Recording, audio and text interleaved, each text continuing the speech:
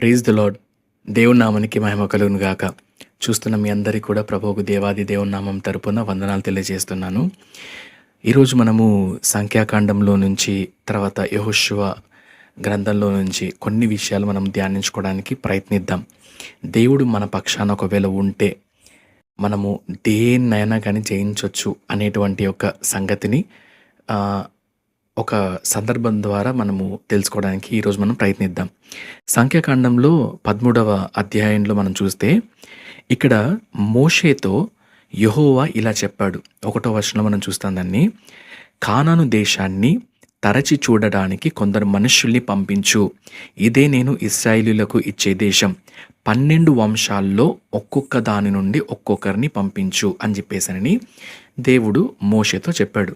అలా చెప్పిన తర్వాత మోషే దేవుడు చెప్పినట్లుగానే ఒక్కొక్క వంశం నుంచి ఒక్కొక్కరిని మోషే ఎన్నుకున్నాడు. ఈ 12 మంది కానానుని చూడడానికి అని చెప్పేసి వెళ్ళినారు. అక్కడ ఉన్నటువంటి పరిస్థితులు, పొలాలు, పంటలు వీటన్నిటిని కూడా చూసి రావడానికి అని చెప్పేసి సమాచారం తీసుకొని రావడానికి అని చెప్పేసి వెళ్ళినారు. మళ్ళీ వాళ్ళు తిరిగి మోషే దగ్గరికి వచ్చినారు. వచ్చిన తర్వాత ఈ 10 మంది ఎవరైతే ఉన్నారో, ఇద్దరు ప్రాముఖ్యమైన వాళ్ళు కాకుండా 10 మంది ఎవరైతే ఉన్నారో వాళ్ళు చూడండి 27వ వచనంలో మనం చూస్తాం. ఆ మనుషులు మోషేతో ఇలా చెప్పారు. నీవు మమ్మల్ని పంపిన దేశంలోకి మేము వెళ్ళాం. ఆ దేశం చాలా బాగుంది. అక్కడ పాలు తేనెలు ప్రవహిస్తున్నాయి.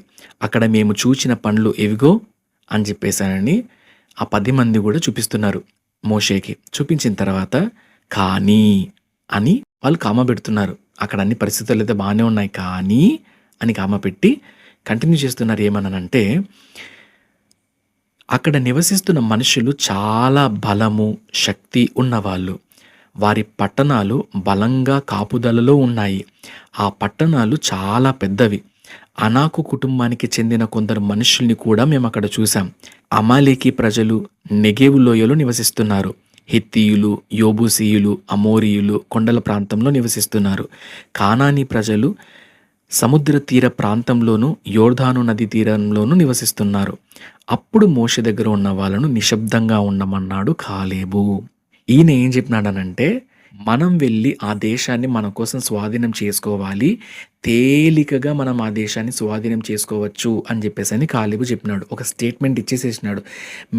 మీరు అంటున్నారు అట్లా అక్కడేమో చాలా బలమైన వాళ్ళు, ఎత్తైన వాళ్ళు, పెద్ద పెద్ద ప్రాకారాలు గోడలు ఉన్నాయని చెప్పేసి మీరైతే అంటున్నారు. కానీ మనమైతే మాత్రం నిజానికి అక్కడికి వెళ్ళిన తర్వాత చాలా ఈజీగా మనం దాన్ని అక్కడున్న మనుషుల్ని జయించేసేసేయచ్చు అని చెప్పేసి చెప్తున్నాడు.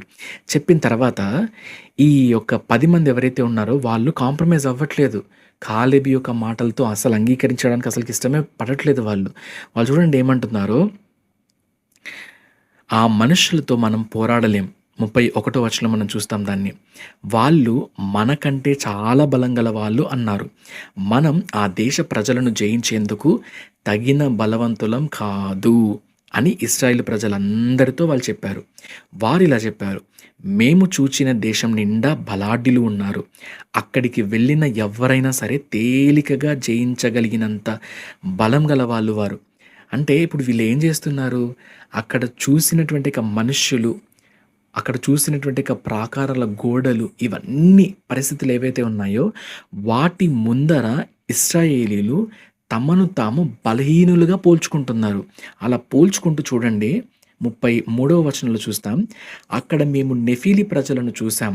వాళ్ళ ముందు నిలబడితే మేము మిడతల్లా ఉన్నట్టు అనిపించింది.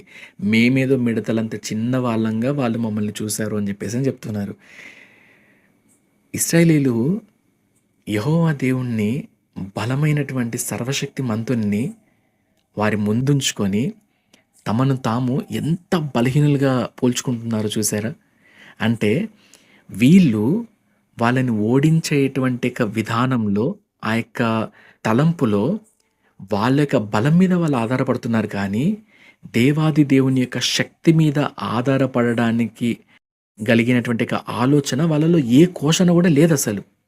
కానీ కాలేబులో ఆ యొక్క ఆలోచన ఉంది, ఆ ఉద్దేశం ఉంది. ఏమని? నా దేవాది దేవుడు మా ముందున్నాడు, మిడతల్లా మేము వాళ్ళ ముందున్నాము అని చెప్పేసని మీరంతగా ఆలోచిస్తున్నారే, అదే మిడతల్ని దేవుడు ఉపయోగించుకొని ఐగుప్తీయ దేశంలో ఐగుప్తీయ జనాలని గడగడ వణికించలేదా? ఆ విశ్వాసం మీలో లేదా? అని చెప్పేసని కాలేబు దేవాది దేవుడిని నమ్ముతున్నాడు. ఆయన పైన విశ్వసిస్తున్నాడు. దేవుని యొక్క శక్తి పైన ఆధారపడుతున్నాడు. కానీ ఈ ఇశ్రాయేలీల్లో ఉన్నటువంటి 10 వంశాలలో నుంచి వచ్చినటువంటి 10 మంది ఎవరైతే ఉన్నారో వారు చెడ్డ సమాచారాన్ని అక్కడ ప్రొపగండా చేస్తున్నారు. మా వల్ల కాదు, అక్కడ నిజంగా చాలామంది బలవంతులు ఉన్నారు, మేమైతే మాత్రం వాళ్ళని ఓడించలేము అని చెప్పేసి చెప్తున్నారు. కానీ కాలేబు, యెహోషువ వీళ్ళిద్దరు మాత్రమే ప్రాముఖ్యమైన వాళ్ళల్లో. కాలేబు, యెహోషువ వీళ్ళిద్దరూ దేవుని శక్తి పైన ఆధారపడ్డారు. కాబట్టి వాళ్ళ నుంచి వచ్చేటువంటి మాట ఏంటి అని అంటే, మనం భయపడాల్సినటువంటి అవసరం లేదు. మీరు ఒకసారి గుర్తు చేసుకోండి, దేవుడు మన పక్షాన ఎలాంటి అద్భుతమైన కార్యాలను జరిగించాడు అని. ఐగుప్తియ బానిసత్వంలో మనం ఉన్నప్పుడు అక్కడి నుంచి విడిపించడానికి దేవుడు ఆ యొక్క క్రమంలో ఎన్ని గొప్ప కార్యాలు చేశాడో మీరు ఒకసారి మీ యొక్క ఆలోచనకు ఒకసారి తెచ్చుకోండి. మీరు రిమైండ్ చేసుకోండి వాటన్నిటిని కూడా. మీరు అటన్నిటిని మీరు చూసిన తర్వాత, అనుభవపూర్వకంగా మీరు తెలుసుకున్న తర్వాత కూడా ఎవరో వచ్చి చెప్తే విన్నది కాదు కదా, మీరుగా దాన్ని అనుభూతి చెందారు, చూశారు కల్లారా. ఇవన్నీ చూసిన తర్వాత కూడా ఈరోజు మీరు ఎందుకు ఇంత బలహీనంగా అయిపోతున్నారు, అసలు మీరు ఎందుకు నమ్మలేకపోతున్నారు అని చెప్పేసని యెహోషువ, కాలేబు దేవుని యొక్క శక్తి పైన ఆధారపడి వాళ్ళతో మాట్లాడుతున్నారు. కానీ ఇక్కడ వీళ్ళు ఇస్తున్నటువంటి ధైర్యం కంటే కూడా ఈ 10 మంది తెచ్చినటువంటి చెడ్డ సమాచారం పైన ఉన్నటువంటి భయం అందరిలో పాకిపోయింది. ఇక దాని తర్వాత మనం 14వ అధ్యాయంలో గనక మనం చూస్తే అక్కడ పరిస్థితులు ఏంటి, ఆ తర్వాత ఎలా అవన్నీ కూడా తారుమారైపోయాయి అనేటువంటి సంగతుల్ని, విషయాల్ని మనం చూస్తాం. అయితే ఇక్కడ మనం గుర్తుపెట్టుకోండి, కాలేబు దేవుణ్ణి నమ్మాడు. ఆయన పైన గనక మనం ఆధారపడితే దేవుడు ఎంత గొప్ప కార్యాలని చేస్తాడు అనేటువంటి విషయాన్ని కాలేబు నమ్మాడు. మీరు చూడండి, యోషువ గ్రంథంలో గనక మనం చూసినట్లయితే ఒక చిన్న పరిస్థితి మనకు కనిపిస్తుంది. యోషువ గ్రంథంలో యోషువ ఇద్దరు స్పైస్ని అన్నమాట, గూఢాచారుల్ని ఎరికోకి పంపించాడు పట్టణానికి. ఎరికో పట్టణానికి పంపించేసేసి చాలా పెద్ద పెద్ద ప్రాకారాలు ఉన్నాయన్నమాట, ఫెన్సింగ్ వాల్స్ ఉన్నాయి, చాలా బలమైనవి అవన్నీ కూడా. అయితే అలాంటి ఎరికో పట్టణం పైన దేవుడు ఇశ్రాయేలీలకు జయాన్ని ఇచ్చాడు. మీన్వైల్ హాయి అనేటువంటి ఒక చిన్న పట్టణం ఉంది. అది ఎరికో అంత పెద్దది కూడా కాదు. హాయి అనేది చాలా చిన్న పట్టణం అది. ఈ హాయి పట్టణం మీద దేవుడు ఇశ్రాయేలీలకి ఓటమినిచ్చాడు. కారణం ఏంటంటే, వీళ్ళు ఎరికో పట్టణానికి వెళ్ళినారు కదా, వెళ్ళిన తర్వాత దేవుడు ఏదైతే చేయొద్దు అని అన్నాడో అది ఈ ఇశ్రాయేలీల జనాల్లో ఒక వ్యక్తి చేస్తాడు. ఆ వ్యక్తి చేయటం వల్ల, ఆ వ్యక్తి అవిధేయత చూపించడం వల్ల దేవుడు ఏం చేస్తారంటే ఇశ్రాయేలీల పక్షాన యుద్ధం చేయడానికి అని చెప్పేసి ముందుకు రాడు. అలా రాకుండా ఉన్నప్పుడు వీళ్ళు హాయి పట్టణం మీదకి యుద్ధానికి వెళ్ళిన తర్వాత ఓడిపోతారు. ఇక్కడ గెలిచారు ఎరికో పట్టణం పైన, కానీ హాయి అనే చిన్న పట్టణం పైన ఓడిపోతారు. కారణం ఏంటి అనేది తెలుసుకున్న తర్వాత అప్పుడు జరిగినటువంటి ఒక పరిమాణం అక్కడ జరుగుతుంది ఇశ్రాయేలు ప్రజల మధ్య. ఆ తర్వాత దేవుడు హాయి పట్టణ ప్రజల్ని ఓడించడానికి ఇశ్రాయేలు ప్రజలకి సహాయం చేస్తాడు. ఈ యొక్క ప్రాంతాలని గెలుచుకునేటువంటి సందర్భంలో మనము ఒక యుద్ధాన్ని మనం చూస్తాం. 11వ అధ్యాయంలో కనుక మనం చూసినట్లయితే మొదటి వచనంలో మీరు చూడండి, జరిగిన ఈ సంగతులన్నిటిని గూర్చి హాసోరు రాజు యాబీను విన్నాడు. ఏ సంగతులు? ఎరికో పట్టణాన్ని గురించిన సంగతులు అయితేనేమి, తర్వాత ఈ యొక్క హాయి పట్టణం యొక్క సంగతులు అయితేనేమి, ఆ తర్వాత 5 రాజులు వస్తారనమాట. వాళ్ళ యొక్క సైన్యాన్ని తీసుకొని ఈ యొక్క ఇశ్రాయేలీలతో యుద్ధం చేయడానికి అని చెప్పేసి వాళ్ళు రకరకాలుగా ప్లాన్ చేసుకొని ఒక అజెండాని వాళ్ళు ప్రిపేర్ చేసుకొని వాళ్ళు వెళ్తారనమాట. సో అలాంటి ఒక క్రమంలో దేవుడు ఇశ్రాయేలీయుల పక్షాన నుండి ఏ విధంగా పోరాడాడు, ఇవన్నీ సంగతులను గురించి ఈ యొక్క హాసోరు రాజు యాబీను విన్నాడు. వినిన తర్వాత ఆయన ఏం చేస్తున్నారంటే, అందుచేత అతడు అనేక మంది రాజుల సైన్యాలను సమకూర్చాలని నిర్ణయించాడు. అలా నిర్ణయించిన తర్వాత ఈ యాబీను రాజు ఏం చేస్తాడంటే వెళ్ళి మొత్తం ఇంకా అతను ఇంకా చుట్టుప్రక్కల ఇంక ఎంతమంది రాజులుంటే ఇంక అంతమంది రాజుల దగ్గరికి వెళ్ళి వాళ్ళందరితో కుమ్మక్కయ్యి అందరిని ఇంకా గెట్ టుగెదర్ చేస్తాడనమాట. చేసి మనం ఇంక ఇశ్రాయేలీయుల మీద మనం యుద్ధానికి వెళ్ళాలి, వాళ్ళందరిని మనం ఓడించాలా, లేదంటే మాత్రం వాళ్ళందరూ ఖచ్చితంగా మనల్ని ఇంకా చంపేసేస్తారు, మనం బ్రతకము అని చెప్పేసానని ఈ యాబీను రాజు మెయిన్ లీడ్ తీసుకొని ఈ రాజులందరిని కూడా సమకూరుస్తాడు. సమకూర్చినప్పుడు మీరు చూడండి ఎంతమంది అవుతారంటే 4వ వచనంలో మీరు చూస్తారు, కనుక ఈ రాజులందరి సైన్యాలు కూడి వచ్చాయి, అక్కడ ఎంతోమంది శూరులు ఉన్నారు, ఎన్నో రథాలు ఎన్నో గుర్రాలు ఉన్నాయి, అది అతి విస్తారమైన సైన్యం, సముద్ర తీరంలో ఇసుక రేణువులు ఎన్ని ఉంటాయో అంతమంది ఉన్నట్టున్నారు. యాబీను రాజు ఎంతమంది రాజుల్ని సైన్యాలని కూర్చుకున్నాడో చూసినారు. అసలు సముద్రంలో ఇసుక రేణువులంత మంది ఉన్నారంట. అసలుకి ఇంకా మనము ఇంకా అంటే ఇంక అసలు ఇంకా లెక్క పెట్టడానికి కూడా ఇంకా వీలు లేదు. ఇంక అసలుకి అంతమంది ఉన్నారు కదా. అయితే ఇంతమందిని ఒకవేళ మనం ఊహించుకున్నప్పుడు మనకేమనిపిస్తుంది? ఇంపాసిబుల్, అసలు ఇంక ఇస్రాయేల్ జనాంగం ఖచ్చితంగా ఓడిపోతారు అని చెప్పేసి మనకు అనిపిస్తుంది కదా. మేబీ నేను ఏమనుకుంటున్నానంటే యాబీను రాజు ఈ సైన్యాన్ని అంతటిని చూసినప్పుడు కూడా అదే అనుకుంటున్నా. ఇలాగ అనుకుని ఉండొచ్చు, మేబీ ఇమాజిన్ చేసుకుని ఉండొచ్చు ఏమంటే, ఇంతమంది సైన్యం నా దగ్గర ఉంది కదా, ఇస్రాయేల్ ఖచ్చితంగా ఇంకా ఈజీగా మేము ఓడించేసేస్తాము అని చెప్పేసి అని బహుశా అనుకుని ఉండొచ్చేమో. కానీ తర్వాత వచనాల్లో మీరు చూడండి, ఇదే 11వ అధ్యాయంలో 8వ వచనంలో మనం చూస్తాం, ఇశ్రాయేలీయులు వారిని ఓడించేటట్టు చేశాడు యెహోవా. ఇశ్రాయేలీయులు వారిని ఓడించి మహాసీదోను, మిశ్రెపోత్మాయిము, తూర్పున మిస్పాలోయ వరకు వారిని తరిమివేశారు. శత్రువులలో ఒక్కరు కూడా బతకకుండా చచ్చే వరకు ఇశ్రాయేలు సైన్యం పోరాడింది. ఎంతమందిని చంపేసేశారు వాళ్ళు? ఇసుక రేణువులంత మంది ఉన్న సైన్యాన్ని ఇశ్రాయేలీలు ఓడించారు అనంటే దాని కారణం ఏంటి? దేవాది దేవుడు వారి పక్షాన ఉన్నాడు కాబట్టి. దేవాది దేవుడు వారి పక్షాన లేకపోతే చిన్న పట్టణమైన హాయి మీద ఓడిపోయారు. కానీ దాని తర్వాత దేవుని యొక్క కృపను బట్టి, ఆయన యొక్క శక్తిని బట్టి ఆ తర్వాత మళ్ళీ నడిపించినప్పుడు వారు గెలిచారు. అయితే ఇక్కడ మనం చూడండి, దేవాది దేవుడు ఇశ్రాయేలీయుల పక్షాన ఉండంగా ఈ యొక్క ఇసుక రేణువులంత మంది ఉన్న సైన్యాన్ని కూడా ఓడించేటట్లుగా దేవుడు చేశాడు అని అంటే ఆయన శక్తి, ఆయన యొక్క బలం అలాంటిది. అయితే ఆ యొక్క శక్తిని, ఆ బలాన్ని నమ్మాడు కాలేబు. కాబట్టి చెప్తున్నాడు భయపడాల్సిన అవసరం లేదు అని. యెహోషువ నమ్మాడు కాబట్టి చెప్తున్నాడు మీరు దిగులు పడాల్సిన అవసరం లేదు అని చెప్పేశానని. గమనించారా? మనం గనక చూస్తే ఈ యొక్క మొదటి తరం వాళ్ళందరూ కూడా ఎడారిలో రాలిపోయారు. కానీ ఇద్దరు తర్వాతి తరంతో పాటు కానానులో అడుగుపెట్టారు. ఆ ఇద్దరే ఈ ప్రాముఖ్యమైనటువంటి వాళ్ళు. ఎవరు? యెహోషువ, కాలేబు. అయితే కాలేబును గురించి ఒక ఇంట్రెస్టింగ్ విషయాన్ని మనం చూద్దాం. ఈ యొక్క యెహోషువ గ్రంథము 14వ అధ్యాయంలో కనుక మనం చూసినట్లయితే 6వ వచనంలో కాలేబు వచ్చి యెహోషువతో మాట్లాడుతున్నాడు. ఆయన మాట్లాడేట మాటలు మీరు గమనించండి.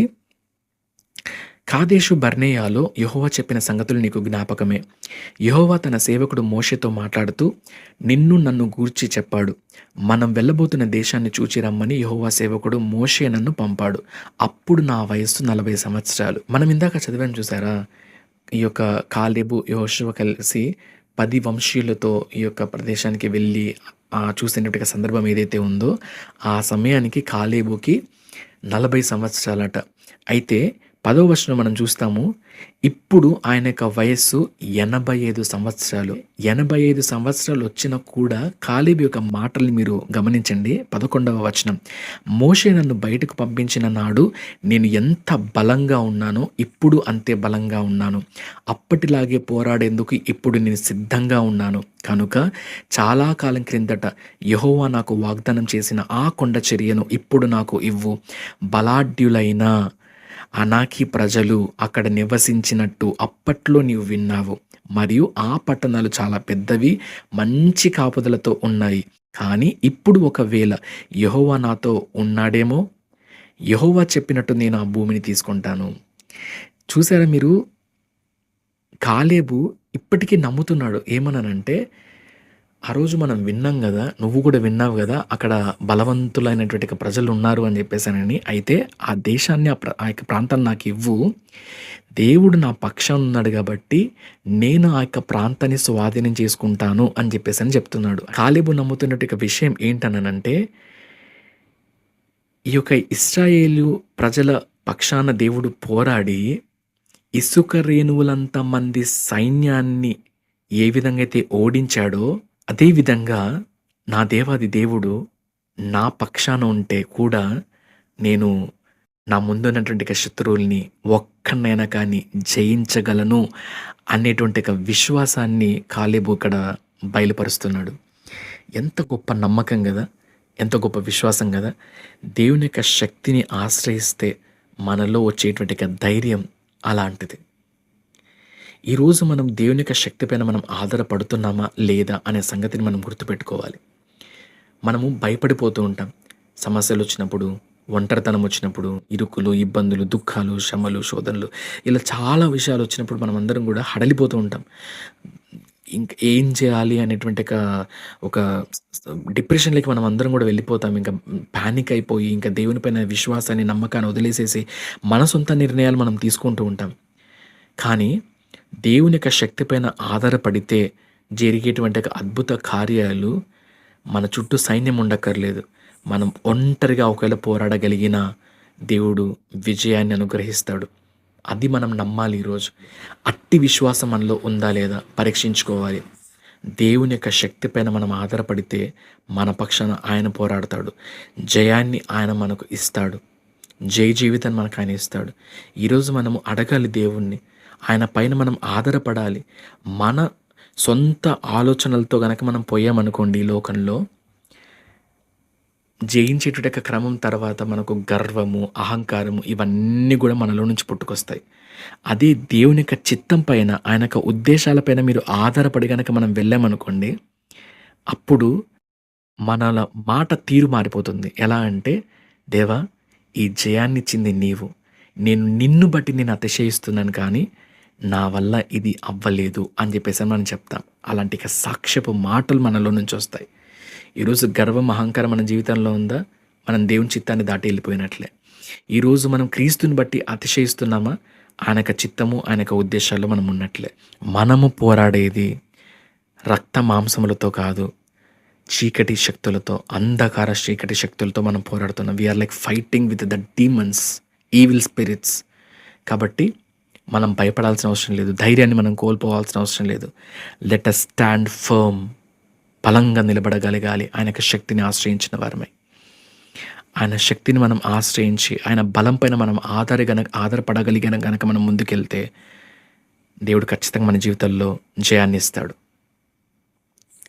బాలుడైనటువంటి దావీదుకి గొలియాతు పైన ఏ విధంగా జయాన్ని ఇచ్చాడో, ముసలివాడైనటువంటి కాలేబుకి, అమాలీకి ప్రజలపైన ఏ విధంగా అయితే జయాన్ని ఇచ్చాడో, అదేవిధంగా దేవుడు మన జీవితాల్లో కూడా జయాన్ని ఇస్తాడు. అయితే చాలా వరకు ముసలి ప్రాయం వచ్చిన తర్వాత మనకు ఆలోచన తీరు మారిపోతూ ఉంటుంది. మీరు ఎవరినైనా కానీ ముసలి వాళ్ళ దగ్గరికి, అంటే వృద్ధాప్య వయస్సులో ఉన్న వాళ్ళ దగ్గరికి మీరు వెళ్ళి కదిలించండి వాళ్ళని. ఎలా ఉన్నావు అని కనుక మనం ఒకవేళ అడిగామనుకోండి, వాళ్ళ దగ్గర నుంచి వచ్చే సమాధానం ఒకటే, ఇంకేముంది, సమాధి కోసం వెయిట్ చేస్తున్నా, నన్ను గుంతలు రమ్మంటున్నాయి, ఇలాంటి మాటలే వాళ్ళ దగ్గర నుంచి వస్తూ ఉంటాయి. ఈ లోక సంబంధంగా జీవిస్తూ వృద్ధాప్య వయసులోకి కనుక వస్తే వచ్చే మాటలు అలాగనే ఉంటాయి. కానీ క్రీస్తు యొక్క ఎదుగుదలలో మనం గనక జీవిస్తూ వృద్ధాప్య వయసుకి వస్తే మన మాటలు కాలేబులా ఉంటాయి. ఇంకా నా జీవితంలో ఒకవేళ ఏవైనా నేను జయించినటువంటి బలహీనతలు ఉంటే వాటితో నేను పోరాడి క్రీస్తు యొక్క శక్తిని నేను ఆశ్రయించిన వాడినై వాటిలో ఉన్నట్టుగా బలహీనతల్ని, ఆ కట్లను నేను జయించాలి. ప్రభువా నాకు సహాయం చేయి. ఇంకా నీవిస్తున్నటువంటి అవకాశం ఏదైతే ఉందో, నా ముందున్న పరుగు పందెం ఏదైతే ఉందో, దీన్ని జయించగలిగేటువంటి బలాన్ని, శక్తిని నాకు ఇవ్వు ప్రభు అని చెప్పేసి మనం ప్రార్థిస్తాం. కానీ ఈ లోక సంబంధంగా మాత్రం మన మాటలు ఉండవు. అండ్ వన్ మోర్ థింగ్ ఏంటనంటే, మనము క్రీస్తులో గనక మనం జీవిస్తూ ఆయనపై మనం ఆధారపడుతూ గనక మనం వెళ్తే అప్పుడు మన మాట ఈ లోకం నుంచి వెళ్ళాల్సిన సమయం వచ్చినప్పుడు భయము గానీ, ఆందోళన గానీ, దుఃఖము గానీ ఇలాంటివి ఏవి కూడా ఉండవు. అపోస్తలుడైన పౌలు చెప్తాడు చూసినారా, బ్రతుకుట క్రీస్తే చావైతే లాభమని. అలాంటి ఒక మాటలు మన దగ్గర నుంచి వస్తాయి. అది జీవితంలో నుంచి వస్తాయి. మన యొక్క జీవన విధానంలో నుంచి వస్తాయి. క్రీస్తుతో మనం అంటు కట్టబడినటువంటి ఒక నడవడిక నుంచి వస్తాయి కానీ పెదాల మీద నుంచి వచ్చేటువంటి మాటలు కాదు అవి. దేవుడు మనకు అద్భుత రీతిగా ఒక మాట చెప్తున్నాడు. యెషయా గ్రంథంలో మనము చూస్తాం ఆ యొక్క మాటని. 46:4 వచనం, ముదిమి వచ్చు వరకు నిన్ను ఎత్తుకొని వాడను నేనే, తల వెంట్రుకలు నెరయు వరకు నిన్ను ఎత్తుకొని వాడను నేనే, నేనే నిన్ను చేసి ఉన్నాను, చంక పెట్టుకొని వాడను నేనే, నిన్ను ఎత్తుకొని రక్షించువాడను కూడా నేనే. చూసారా, దేవుడిపై మనం ఆధారపడితే ఆయన మనను చంకనెత్తుకొని ముందుకు తీసుకెళ్తాడు. అందుకని దావీదు మహాభక్తుడు రాస్తారు కదా, నా ప్రాణమా యెహోవాను సన్నతించుము, ఆయన చేసిన మేలల్లో దేనిని మరవద్దు అని చెప్పేశానని. ఆ మాటను మీరు గుర్తు చేసుకోండి. ఈరోజు మనము ఎదుర్కొంటున్నట్టు పరిస్థితి ఏదైనా అవ్వనివ్వండి, మన యొక్క జీవితంలో దేవుడు చేసినట్టు కార్యాలు క్రియలను గనక మనం గుర్తు చేసుకొని, ఆయన అంత అద్భుతంగా నా గతంలో నన్ను వాడుకున్నప్పుడు, నిలబెట్టినప్పుడు, కార్యాలను జరిగించినప్పుడు ఈరోజు ఈ పరిస్థితుల్లో నన్ను నడిపించలేడా అని గనక మనం ఆలోచిస్తే, ఆయన చేసిన మేళ్లను బట్టి మనకు ఈరోజు మనలో ధైర్యం పుడుతుంది. నీ యొక్క విశ్వాసం నీలో ధైర్యాన్ని పుట్టించలేదా? దీని యొక్క వాక్యం మనకు సెలవిస్తుంది. ఈరోజు అట్టి విశ్వాసం మనలో ఉందా లేదా పరీక్షించుకుందాం. లేకపోతే దేవుని అడుగుదాం, ప్రభు నాకు సహాయం చేయి, నాలో ఉన్న బలహీనత ఇది, ఇదిగో నీ పాదాల దగ్గరికి నేను తీసుకొని వస్తున్నాను, I surrender to you lord, help me అని మనం ప్రార్థన చేయగలిగితే దేవుడు ఖచ్చితంగా మనకు సహాయం చేస్తాడు. ఈరోజు ఎంతమంది అయితే దేవుని యొక్క మాటల్ని వింటున్న వాళ్ళు ఆయా పరిస్థితుల ద్వారా, శ్రమల ద్వారా, ఒంటరితనం ద్వారా, ఇరుకులు ఇబ్బందుల ద్వారా, దుఃఖము ద్వారా, చాలామంది విమర్శల ద్వారా, నిందల ద్వారా ఎవరైతే బాధపడుతున్నారో, నా వల్ల కాట్లేదు అని చెప్పేసి అని అనుకుంటున్నారు, ప్రియ సహోదరి సహోదరుడా, భయపడొద్దు, దిగులు పడొద్దు, కృంగిపోవద్దు. మనము ఆయన యొక్క శక్తి పైన ఆధారపడి జీవిస్తే ఖచ్చితంగా రానున్న దినాల్లో ఒంటరి వాళ్ళమైన మన పక్షాన్ని దేవుడు నిల్చొని జయాన్ని మనం ముందిస్తాడు. ఆయన నమ్ముదాం, విశ్వసిద్దాం. ప్రభు కృప మీకు అందరికీ తోడై ఉండును గాక. ఆయన సమాధానం మీ యొక్క హృదయాలు నిండారుగా నిండి మీ యొక్క జీవితాలను ఏలును గాక. ప్రార్థన చేసుకుందాం. మమ్మల్ని ప్రేమించిన మా ప్రేమైన యేసయ్యని పాదాలకు వందనాలు తెలియపరచుకున్న తండ్రి, కృపగల దేవా, మహిమగల రాజా, కృపాసత్య సంపూర్ణుడా, మరి యొక్క సమయమందు ప్రభు కాలేబు జీవితం ద్వారా నువ్వు మాతో మాట్లాడినందుకు స్తుతులు స్తోత్రాలు. 85 ఏళ్ల వయస్సులో కూడా ఏ విధంగా అయితే తండ్రి నీ యొక్క శక్తి పైన కాలేబు ఆధారపడ్డాడో, ఆ విధంగా మేము కూడా నీ శక్తి పైన ఆధారపడి మా జీవితంలో ఉన్న బలహీనతలను ప్రభు మరి జయించగలిగేటువంటి కృపను, భాగ్యాన్ని మాకు అందరికీ నువ్వు అనుగ్రహిస్తావని వేడుకుంటున్నాం. ప్రతి ఒక్కరితో నువ్వు మాట్లాడి ఆదరణను, ఓదార్పును వారి యొక్క హృదయాలు కలగజేసినందుకు నీకే స్తుతులు స్తోత్రాలు చెల్లించుకునొచ్చు. సమస్తమైన మహిమ ఘనత ప్రభావాలు నీకే చెల్లునుగా ఆరోపిస్తూ, నీ చిత్తమైతే, నీ రాకడ ఆలస్యమైతే మరొకసారి విధంగా మేము కలుసుకొని నీకు వాక్యాన్ని ధ్యానించుకోగలిగే కృపను, భాగ్యాన్ని మాకు అందరికీ అనుగ్రహిస్తావు వేడుకుంటూ యేసుక్రీస్తు అతి పరిశుద్ధ శ్రేష్టమైన నామములో అడిగి ప్రార్థిస్తున్నాం ప్రియ పరలోకపు తండ్రి. ఆమేన్, ఆమేన్, ఆమేన్.